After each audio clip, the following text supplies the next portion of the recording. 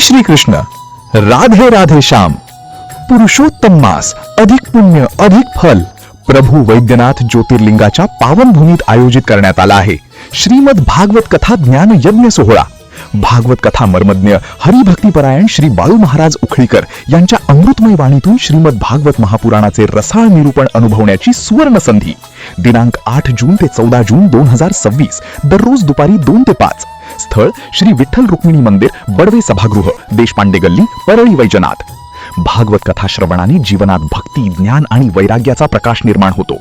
सर्व भाविक भक्तांनी सहकुटुंब मोठ्या संख्येने उपस्थित राहून या पावन सोहळ्याचा लाभ घ्यावा। आयोजक दगडगुंडे पाटील व सेवलीकर परिवार, परळी वैजनाथ।